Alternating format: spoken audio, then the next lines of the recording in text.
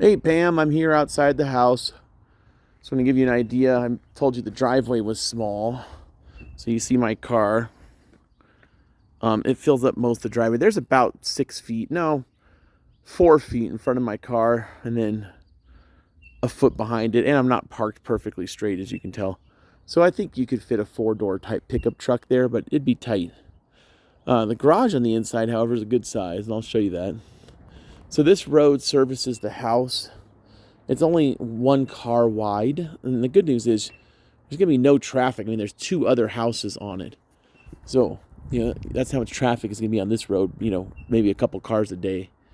Oh, here's that tree going through the front deck. I didn't notice that when you asked me before. Here's the main road you'd come in on to get to the house. I'll walk over there.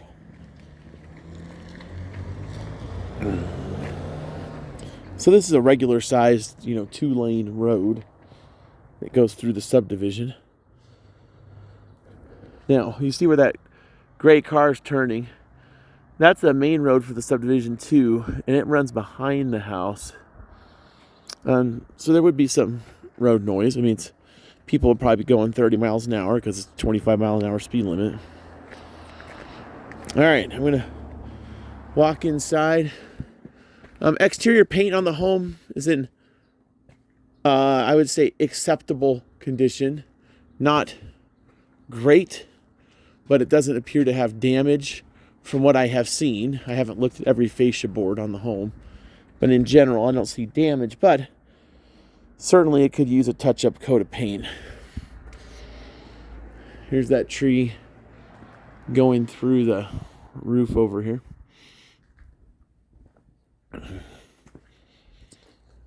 So you've got a nice little front deck up 3 steps, covered. Now this door leads to the bedroom, the guest bedroom, not the master. So covered deck area. You can see the house across the street, and that house is quite apparent. This one, I mean, if you look over there, it's there, but it's not one you'd see as much because it's not a direction you would tend to look. So you enter the front door here, and we come to, straight ahead is the living room. There's a coat closet, and here's the kitchen. I'm going to start with the kitchen. So you have the kitchen, updated stainless appliances. They're not brand new, but they're newer. Granite counters and backsplash. Breakfast nook with a nice bay window. You do have the recessed fluorescent lighting, and then like a drop-down soffit ceiling to accommodate those fluorescent lighting, which was kind of popular in the 80s. You could probably pop out that soffit and push the ceiling up. But of course, it just costs money. Cabinets, you have older cabinets, however, solid wood, very sturdy cabinets, but they're original to the home. You have a Lazy Susan in this corner. It appears. Let me make sure. Yep, Lazy Susan. Through here you have the formal dining area. I like that light fixture there. That's a classic. And that leads to the backyard, which I will show you in a minute. And so then here's the living room through this doorway. So you have kind of a circular setup. Now this wall here, I would say, is not necessary, and it makes it just feel more closed off. So, if I was going to redo the flooring and I had the money, I'd consider pulling out a good percentage of that wall.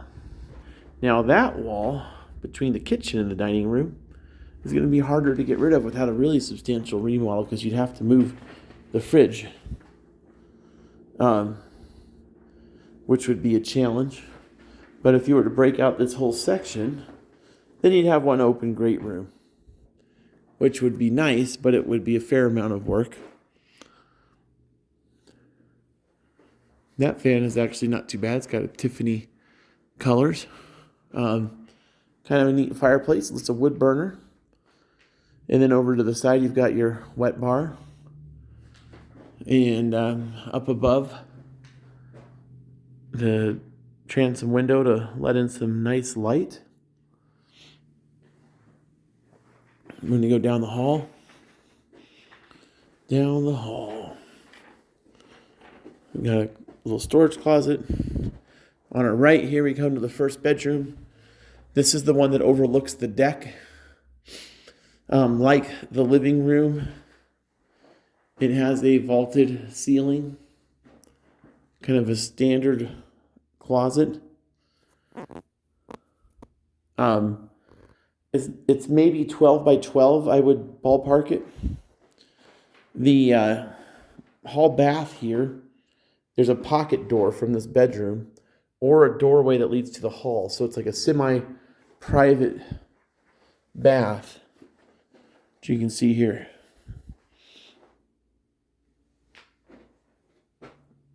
There is a mirror, toilet, and shower tub combo. And again, you have the recessed fluorescent light. Although, wait a minute, that might be, hold on. That is a skylight there. So you got natural light coming in. Now, here to the right, you have the laundry room, which leads to the garage. And to the left, we have the master, which is a good sized room. It's probably like, I'm going to say 18 by 14 is my guess. Here. So you could easily put a king size bed there. Got a window out looking at the woods. You've got here a walk-in closet. It's not gigantic, but it's not small. With some built-in shelves behind the door. Then you've got a vanity. You can see how I was saying it looks serviceable. It looks totally functional, but it's old-fashioned. And then that's open to the room, that particular vanity. But in the actual bathroom area, you have the second vanity, the walk-in shower, a smallish tub, and obviously the toilet. So that's that. There you go. We're gonna go look at the garage real quick. Here's our laundry room. You do have a laundry sink, which is nice. Newer, relatively speaking, newer washer and dryer. A couple of steps down into the garage. The garage is definitely deeper than the driveway, to give you an idea of how deep the driveway is or is not. We've got some windows out here. We have the furnace and the AC unit. And the garage is a little extra wide, as you can tell by the fact that there's a refrigerator there. So that's that. And lastly, I'm going to head out to the backyard to show you what we've got going on in the backyard.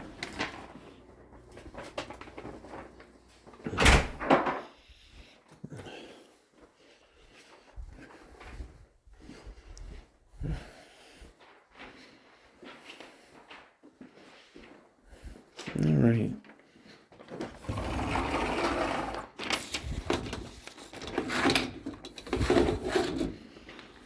Okay. So here's our backyard. Little picket fence I told you about with the stamped concrete patio. You look up this hill, it's a little bit, so the backyard also slopes upward. And let's see. See if a car comes by. Oh, you got a side yard here. I mean, it's not much. It's just a little concrete area. I don't know if you can, when another car is going to come by, but the road is at the top of those railroad ties. All right, here it comes. Here's a car.